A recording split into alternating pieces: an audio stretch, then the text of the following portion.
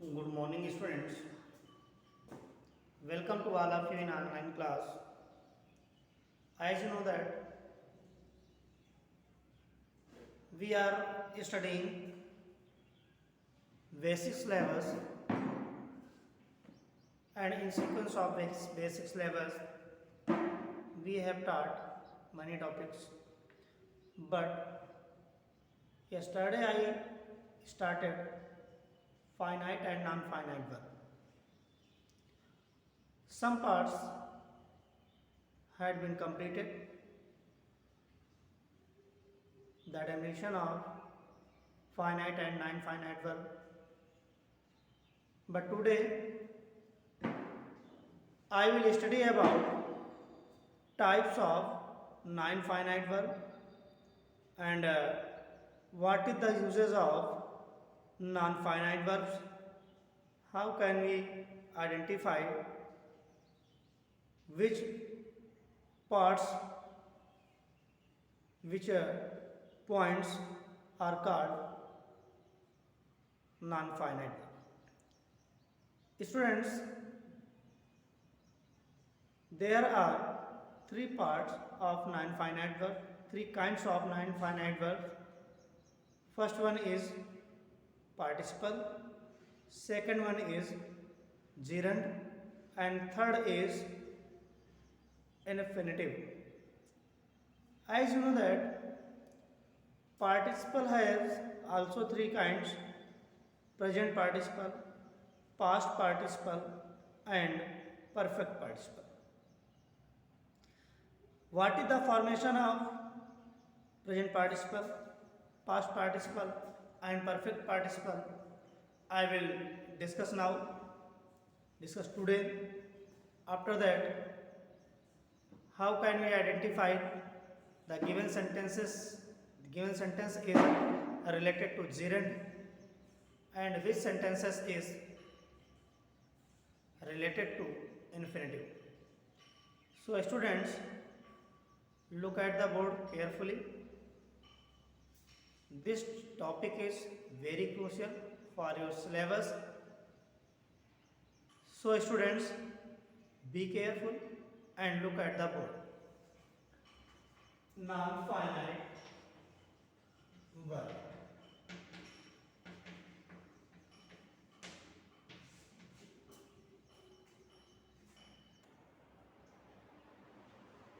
जैसा कि आपको कल बताया गया था कि नॉन फाइनाइट वर्ब क्या है? The verb that does not change according to number, person and tense, that is non-finite verb. There are three types of verb. There are three types of non-finite verb. The first part is participle. Second one is gerund, and third one is infinitive. Participle, gerund, and infinitive. Students, there are three parts of participle also. The first part is present participle. Second one is past participle, and third is perfect participle.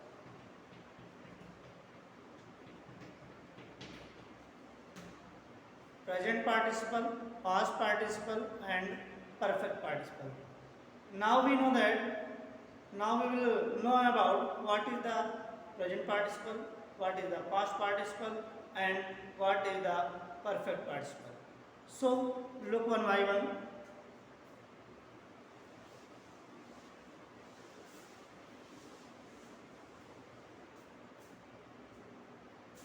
Participle.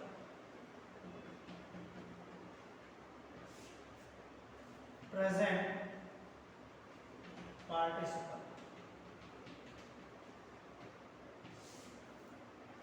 In the present participle, to work happen one after another.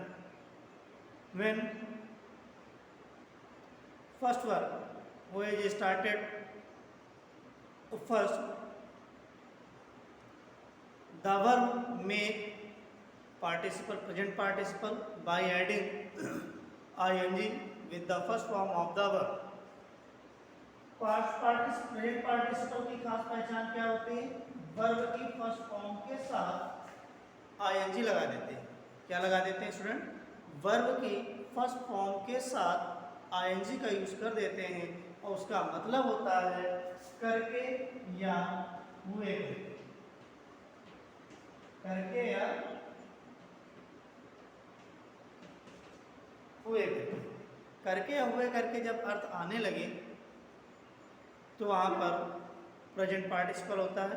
दो sentences एक साथ आपको दिखाई देंगे, ऐसा लगेगा कि एक आपका क्लास है, डेफिनेट क्लास, एक इंडेफिनेट क्लास जैसी दिखाई देगी। जैसे हमने कह दिया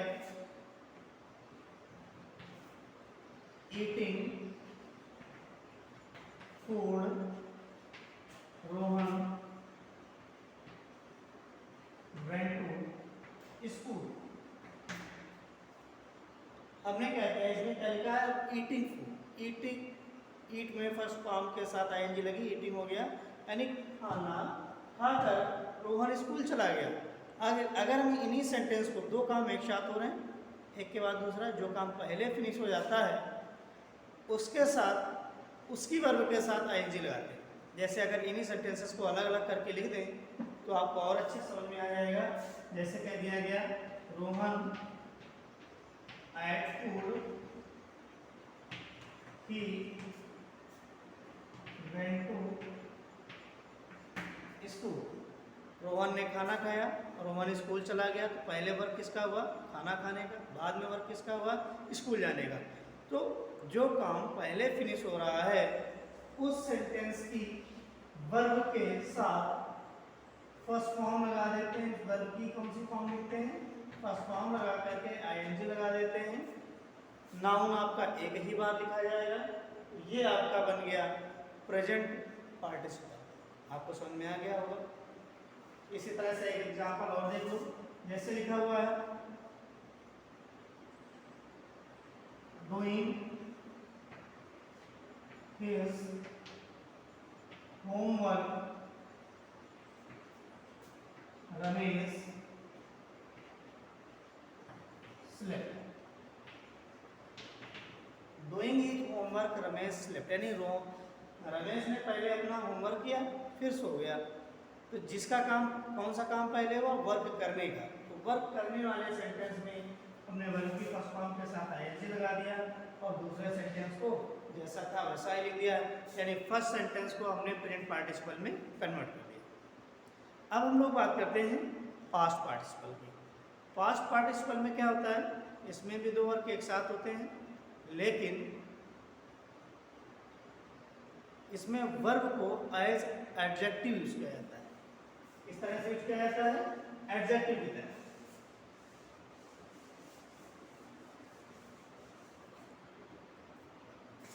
पास्ट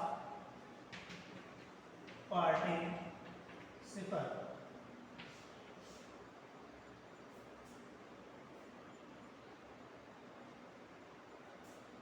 ये सेंटेंस लिखा है I shot a lion,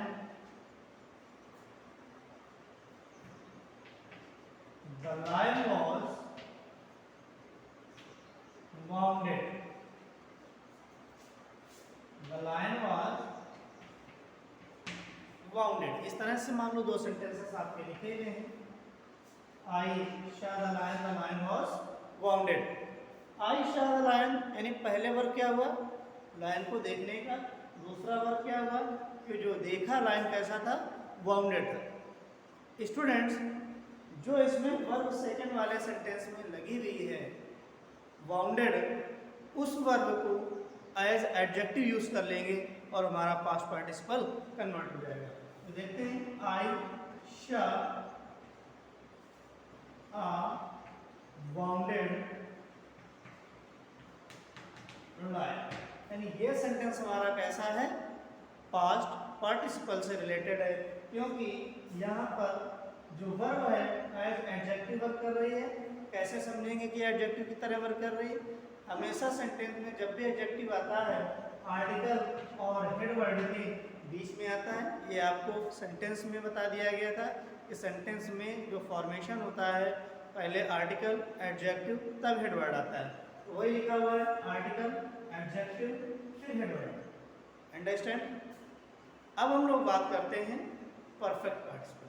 perfect participle में क्या होता है, हैविंग और वर्ब की थर्ड फॉर्म का यूज होता है। इसका होता है हैविंग और वर्ब की थर्ड फॉर्म। इसमें भी दो वर्ब एक साथ ही होते हैं, जिसका वर्ब पहले फिनिश हो जाता है। जिस सेंटेंस का वर्ब पहले फिनिश होता है उसी में हम परफेक्ट पार्टिसिपल का यूज करते हैं, यानी उसी में हम हैविंग और वर्ब की थर्ड फॉर्म का यूज करते हैं। सेकंड वाले सेंटेंस को जैसा के तैसा लिख देते हैं। तो देखो कैसे लिखा हुआ, जैसे लिखा गया having eaten food Mohan went. Sentence आपका इस तरह से स्टार्ट हो रहा, हैविंग से स्टार्ट हो रहा, उसके बाद वर्ब की थर्ड फॉर्म का यूज किया है, यानी हैविंग लिखा हो और वर्ब की थर्ड फॉर्म का यूज हुआ हो, फिर कोई नाउन लिखा हो। तो ये फॉर्मेशन जो होता है आपका परफेक्ट पार्टिसिपल का होता है। बेटा किसका होता है, परफेक्ट पार्टिसिपल। आपको समझ में आ गया परफेक्ट पार्टिसिपल क्या है? एक सेंटेंस और देख लेते हैं, जैसे लिखा है having taken his lunch, Lencho went to field। यानी लंच लेने के बाद लेंचो कहाँ चला गया, अपनी फील्ड पर चला गया, खेतों पर चला गया। यानी हैविंग वर्ब की थर्ड फॉर्म, उसके बाद अगर कोई नाउन है, ये फॉर्मेट आपको दिया हुआ है, तो इसका मतलब है कि वो सेंटेंस आपका किससे रिलेटेड है, परफेक्ट पार्टिसिपल से। तो स्टूडेंट्स आज की क्लास में आपका परफेक्ट पार्टिसिपल ही हो पाया, यानी पार्टिसिपल ही हो पाया। जीरंड इन्फिनिटिव की क्लास कल देंगे। Thank you, have a nice day, take care of you and your family.